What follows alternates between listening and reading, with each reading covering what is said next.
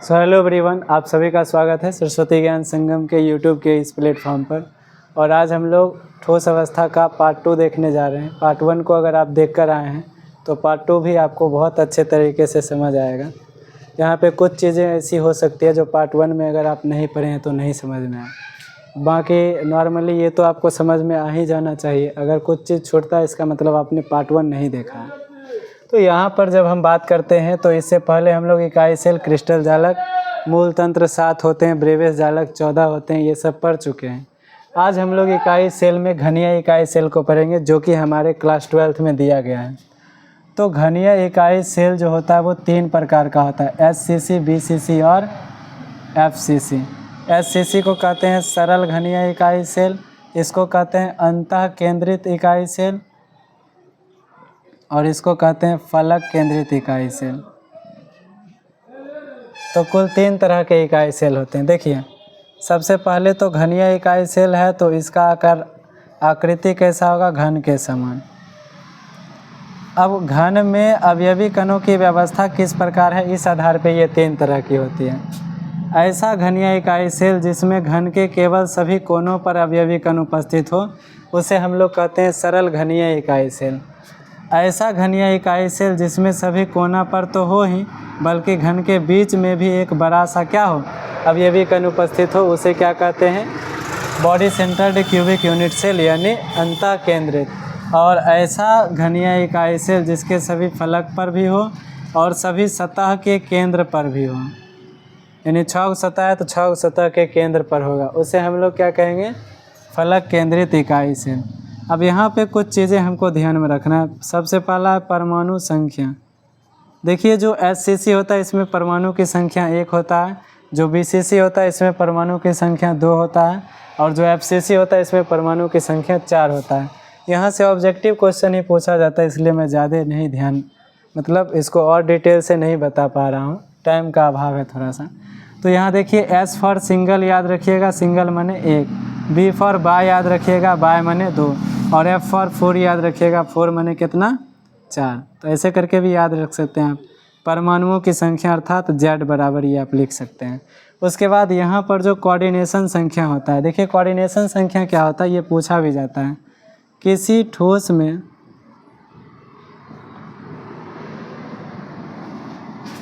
उपस्थित अवयवी कण अपने चारों तरफ अपने जितने अन्य अवयवी कण के सीधे संपर्क में होता है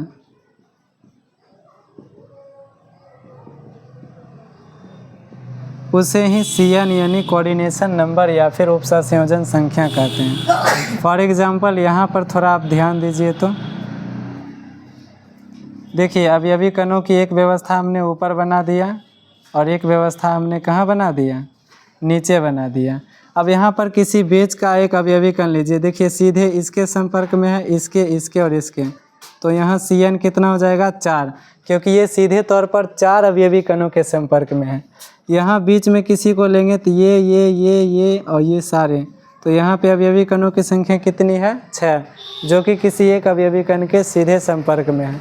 तो वही बात है कि किसी ठोस में एक अवयवी कण अपने चारों तरफ उपस्थित अवयवी कणों में कितने से सीधे संपर्क में है, इसी की संख्या को हम लोग कहते हैं क्या, उपसंयोजन संख्या। तो इसमें जो होता है SCC में जो कोऑर्डिनेशन संख्या होता है वो 6 होता है, BCC में 8 होता है और FCC में कितना होता है, 12 होता है। यानी कि SCC में एक अवयवी कण अपने आजू बाजू के 6 अवयवी कणों के सीधे संपर्क में होते हैं, इसमें 8 और इसमें 12। उसके बाद बात करते हैं PE यानी पैकिंग क्षमता की। तो इसका जो पैकिंग क्षमता होता है वो 52% होता है, इसका 68% होता है और इसका 74% होता है, ठीक है। अब ये PE क्या है, संकुचन क्षमता यानी पैकिंग प्रभाज क्या होता है, तो ये क्या होता है, किसी ठोस में अवयवी कणों के द्वारा मतलब भरा गया प्रतिशत भाग क्या कहलाता है, संकुचन क्षमता कहलाता है। क्या कहेंगे, किसी ठोस में अवयवी कणों के द्वारा अवयवी कणों के द्वारा भरा हुआ प्रतिशत भाग Pe कहलाता है। तो यहाँ इसमें कितना परसेंट भरा रहता है? 52। इसी को अगर परसेंट में नहीं लिखेगा तो क्या लिखेगा? 0.5 और 2, यहाँ लिखेगा 0.68 और यहाँ लिखेगा 0.74। ऐसे करके भी लिख सकता है पैकिंग प्रभाज। तो ये हो गया पैकिंग प्रभाज के बारे में। अब इस सब में हम लोग ये भी देखते हैं कि इसके जो क्या होते हैं, इसमें देखिए, इसमें जो अवयवी कण है उसको गोला माना जाता है और गोला का क्या हम लोग निकालते हैं? त्रिज्या। और जो ये क्या है? घनीय इकाई सेल है, इसमें भुजा जो होता है उसको कहते हैं ए। तो ए और आर में संबंध होता है। जो SCC होता है उसमें a बराबर 2r होता है, इसमें 4r बराबर होता है √3a और इसमें 4r बराबर होता है √2a। तो ये बात आपको ध्यान में रखना है कि SCC में a और r में क्या संबंध होता है? a बराबर 2r और BCC में 4r बराबर √3a। इसको कैसे याद रखेंगे? तो देखिए, SCC का तो सिंपल है, आप याद रख लीजिएगा a बराबर 2r। BCC में देखिए b लिखा हुआ है, तो b से ही हम लोग ऐसे करके बनाएंगे तो क्या निकलेगा? √3। तो b में याद रखेंगे 4r बराबर कौन सी? √3 है। और इसमें याद रहेगा खुद ही 4r बराबर √2 है। 4r बराबर √3a इसमें होता है कि इसमें यही कन्फ्यूजन रहता है। तो b से आप याद रख लीजिएगा कैसे? √3a और बाकी FCC में क्या हो जाएगा? √2a। तो ये हो गया हमारा घनीय इकाई सेल। अब कभी कभी ऐसे करके पूछता है षष्ठकोणीय या षष्ठभुजीय क्लोज पैकिंग में क्या होता है या CCP में क्या होता है? तो देखिए, FCC ही क्या होता है? क्लोज पैकिंग होता है। तो FCC का ही दूसरा नाम क्या हो जाता है? CCP हो जाता है। ठीक है। अब यहाँ पर बात करते हैं HCP की। तो HCP क्या होता है? हेक्सागोनल क्लोज पैकिंग होता है।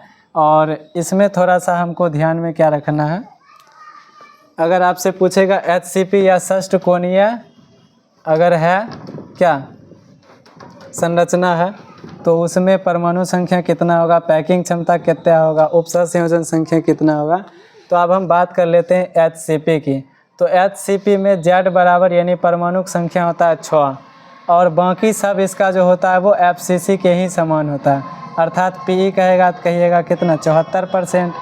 अगर कोऑर्डिनेशन संख्या पूछेगा तो कहिएगा कितना? 12। तो बाकी सब इसका क्या होता है? FCC के ही समान होता है। तो यहाँ से बस ऑब्जेक्टिव क्वेश्चन पूछे जाते हैं, जिस वजह से इस पे मैं ज़्यादा लोड नहीं दे रहा हूँ कि मतलब ऑब्जेक्टिव ही आता है तो याद ही करना है इसको। तो ये सारी बातें हो गई अभी तक। अब देखिए, यहाँ पे 2 तरह की रिक्ति भी होती है। रिक्ति माने अवयवी कणों के बीच का जो खाली स्थान होता है। किसी ठोस में अवयवी कणों के बीच का खाली स्थान क्या कहलाता है? तो रिक्ति कहलाता है। ये रिक्ति 2 तरह का होता है। एक होता है चतुष्फलकीय रिक्ति। 4 अवयवी कणों के बीच का जो रिक्ति होता है उसको कहते हैं TB यानी टेट्राहेड्रल वॉइड। और ये क्या होता है? किसी ठोस में परमाणु संख्या के 2 गुने के बराबर होता है। और दूसरा होता है अष्टफलकीय रिक्ति। ध्यान रखिएगा, अष्टफलकीय रिक्ति जो होता है ये 6 गोलों के बीच यानी 6 अवयवी कणों के बीच का क्या होता है? जगह होता है। ये 4 अवयवी कणों के बीच का जगह होता है, ये 6 अवयवी कणों के बीच का जगह होता है। और ये किसी ठोस में उतना ही होता है जितना कि उसमें उसका क्या होता है? परमाणु संख्या होता है। यानी OB यानी ऑक्टाहेड्रल वॉइड किसके बराबर होता है? परमाणु संख्या के बराबर होता है। जैसे सुनिए, जैसे अगर ऐसे करके क्वेश्चन आ रहा है कि बताओ SCC में TB और OB कितना होगा, यानी टेट्राहेड्रल वॉइड और ऑक्टाहेड्रल वॉइड कितना होगा। तो SCC में हम लोग जानते हैं परमाणु संख्या 1 होता है, तो ऑक्टाहेड्रल वॉइड 1 होगा। और टेट्राहेड्रल वॉइड 2 गुना होता है, 2Z है तो कितना हो जाएगा? 2 को 1 से गुना करेंगे 2। समझ गए? अगर FCC में पूछेगा OB और TB तो क्या कहिएगा? FCC में Z बराबर कितना होता है? 4, तो OB 4 हो जाएगा और TB क्या हो जाएगा? 4 दूनी 8 हो जाएगा। तो ये बात आप क्या कर सकते हैं? ध्यान में रख सकते हैं। इतना चीज़ ध्यान में जब आप रख सकते हैं तो देखिए, कई बार ये भी क्वेश्चन पूछता है कि बताओ किसमें टेट्राहेड्रल यानी चतुष्फलकीय रिक्ति और क्या होता है? अष्टफलकीय रिक्ति दोनों एक साथ पाई जाती है। तो एक साथ किस में पाई जाती है? FCC और इसी तरह अगर कोई भी क्लोज पैकिंग होगा तो उसमें पाया जाएगा। यानी FCC और CCP में क्या होता है, TV और OV दोनों एक साथ पाई जाती है, तो ये भी ऑब्जेक्टिव में पूछा जाता है, ठीक है। उसके अलावा ये भी पूछा जाता है कि जैसे NaCl की संरचना कैसी होती है, तो NaCl जो होती है वो FCC यानी फलक केंद्रित होती है। वहीं CaCl जो की संरचना कैसी होती है, तो ये BCC होती है, ठीक है। यानी अंतः केंद्रित या बॉडी सेंटर्ड होती है कौन, CaCl, ठीक है। तो ऐसे करके भी इसको आप क्या कर सकते हैं, याद रख सकते हैं। उप सहसंयोजन संख्या से कुछ इस तरह का भी क्वेश्चन पूछा जाता है कि मान लीजिए एक यौगिक दे देगा आपको, जैसे ऐसे करके पूछेगा Na2O में Na का कोऑर्डिनेशन संख्या कितना होगा, O का कोऑर्डिनेशन संख्या कितना होगा। तो ऐसे करके अगर पूछेगा तो Na का हो जाएगा कितना, 4 और O का हो जाएगा 8। ऐसा क्यों, क्योंकि देखिए ये इस प्रकार का यौगिक है A2B प्रकार का, और इसमें A को भी 8 पुराना है और B को भी 8 पुराना है, ठीक है। तो 2A मिलकर 8 पुराएगा, तो 2 गुना क्या लिखेंगे, 4। तो A का अगर पूछेगा तो A का कोऑर्डिनेशन संख्या कितना होगा, 4। और जबकि B का अगर पूछेगा, B का अगर कोऑर्डिनेशन संख्या पूछता है तो B अकेले में क्या है, 8 है। तो Na2O में क्या हो जाएगा, Na का कोऑर्डिनेशन संख्या 4 हो जाएगा, और ऑक्सीजन का कोऑर्डिनेशन संख्या कितना हो जाएगा, तो ऑक्सीजन का कोऑर्डिनेशन संख्या 8 हो जाएगा। वैसे ही मान लीजिए अगर ऐसे क्वेश्चन पूछ रहा है SiO2 में, मान लीजिए Si का और ऑक्सीजन का पूछ रहा है, तब क्या होगा, तो देखिए SiO2 है, तो यानी कि ये AB2 प्रकार का है, तो ये 2 मिल के 8 बनाएगा, ये अकेले क्या बनाएगा, 8। तो Si का कितना हो जाएगा, 8, और ये 2 मिलकर बना रहा है तो इसका कितना हो जाएगा, 4। ऑक्सीजन का 4 और O2 का 8 हो जाएगा। तो ऐसे करके आप याद रखिएगा। तो ध्यान रखिएगा, क्वेश्चन पूछा जाता है Na2O में Na की संयोजन संख्या कितनी होती है, तो कितना हो जाएगा, तो इसका हो जाएगा 4 और ऑक्सीजन का 8। अगर ऐसे पूछा जाएगा तो समझ ही रहे हैं। तो इस प्रकार से क्वेश्चन भी पूछा जा सकता है। अब इसके बाद हम लोग इस चैप्टर में क्या करेंगे, थोड़ा सा चुंबकीय पदार्थ को देख ही लेते हैं। थोड़ा सा ही टॉपिक है, मतलब छोटा सा ही टॉपिक है, इसको भी देख ही लेते हैं।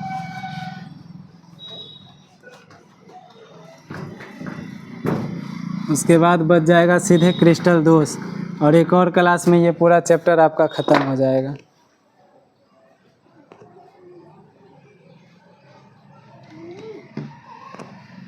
तो यहाँ पर थोड़ा सा हम लोग देखते हैं।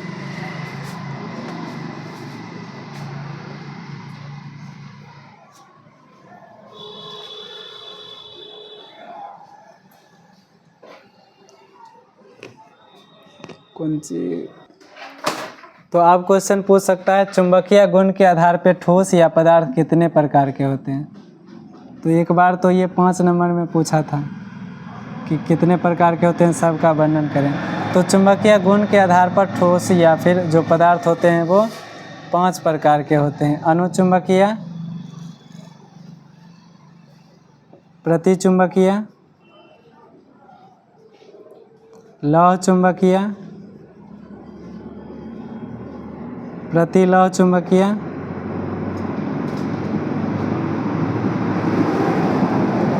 और इसके बाद क्या होता है, फेरी चुंबकीय। फेरी चुंबकीय, इसी को इंग्लिश में भी अनुचुंबकीय को पैरामैग्नेटिक बोला जाता है, प्रतिचुंबकीय को डायामैग्नेटिक बोला जाता है, लौह चुंबकीय को फेरो चुंबकीय बोला जाता है, और इसको एंटी फेरो बोला जाता है, और इसको क्या बोला जाता है, फेरी चुंबकीय को फेरी चुंबकीय ही बोला जाता है। अब देखिए, ऐसा पदार्थ जो चुंबकीय क्षेत्र में दुर्बल रूप से आकर्षित होता है उसे कहते हैं अनुचुंबकीय पदार्थ, और ऐसा पदार्थ जो चुंबकीय क्षेत्र में प्रबल रूप से आकर्षित होता है उसे कहते हैं लौह चुंबकीय पदार्थ। जैसे अनुचुंबकीय पदार्थ में क्या हो जाएगा, Cr2O3, और इसमें क्या हो जाएगा, CrO2। CrO2 जो होता है वो क्या होता है, लौह चुंबकीय पदार्थ, और Cr2O3 जो होता है वो क्या होता है, अनुचुंबकीय पदार्थ। इसी प्रकार और भी याद रखिएगा, जैसे फीकोनी यानी कि लोहा, कोबाल्ट और निकेल, ये तीनों क्या होता है, लौह चुंबकीय पदार्थ होता है। अब देखिए, प्रतिचुंबकीय पदार्थ क्या होता है, ऐसा चुंबकीय पदार्थ जो चुंबकीय क्षेत्र में दुर्बल रूप से प्रतिकर्षित होते हैं उसे क्या कहते हैं, प्रतिचुंबकीय पदार्थ। जैसे बेंजीन जो है, बेंजीन जिसका फार्मूला C6H6 होता है, ये क्या होता है, एक प्रकार का प्रतिचुंबकीय पदार्थ होता है। और पूछेगा तुमको प्रतिलौह चुंबकीय पदार्थ, तो ऐसा पदार्थ जो चुंबकीय क्षेत्र में प्रबल रूप से क्या होता है, विकर्षित या प्रतिकर्षित होती है, प्रबल रूप से प्रतिकर्षित या विकर्षित होता है, उसे क्या कहते हैं। तो देखिए, दुर्बल रूप से आकर्षित तो अनुचुंबकीय, प्रबल रूप से आकर्षित तो लौह चुंबकीय, दुर्बल रूप से प्रतिकर्षित तो प्रतिचुंबकीय, और प्रबल रूप से प्रतिकर्षित तो क्या हो जाएगा, प्रतिलौह चुंबकीय। इसका याद रखिएगा एग्जाम्पल MnO या फिर MnO2, ये क्या होता है, प्रतिलौह चुंबकीय होता है। उसके बाद है आपका फेरी चुंबकीय, तो इसका स्पेशल में याद रखिएगा, ऐसा पदार्थ जिसमें डोमेन की व्यवस्था